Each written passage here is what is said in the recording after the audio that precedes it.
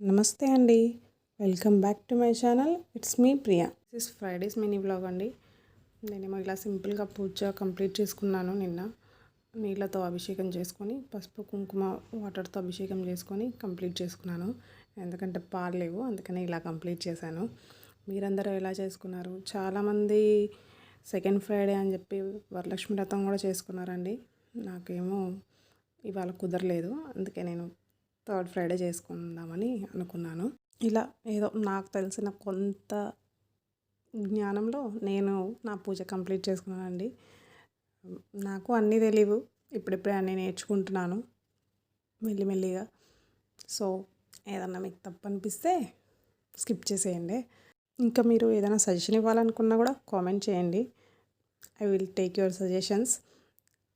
ఇంకా ఇలా పూలు పెట్టేసుకొని, మాకైతే కాలనీలో పువ్వులు దొరకడం చాలా కష్టం అండి. ఏదో ఉన్న వాటిలో ఇలా పూజ చేసేసుకున్నాను. నమః ఓం ధన్యాయ నమః ఓం హిరణ్మయాయ నమః ఓం లక్ష్మీ నమః ఓం నిత్యపుష్టాయ నమః ఓం విభావర్యై నమః ఓం ఆదిత్యాయ నమః ఓం దిత్యాయ నమః ఓం దీప్తాయ నమః. ఇంకా ఇలా దొరికిన కొన్ని పువ్వులతో లలిత అమ్మవారికి మాల కట్టి వేశానండి. చూడండి ఎలా ఉందో మాల. నాకైతే చాలా బాగా నచ్చిందండి. ఆ రోజు కొంచెం మందారాలు ఎక్కువ ఉండేవి, నిన్న మందారాలు తక్కువ ఉన్నాయి, అందుకని వైట్ పువ్వులు మందారాలతో కలిపి అమ్మవారికి మాల కట్టి వేశానండి. నాకైతే చాలా బాగా నచ్చింది. మీకు నచ్చింటే చూసేయండి.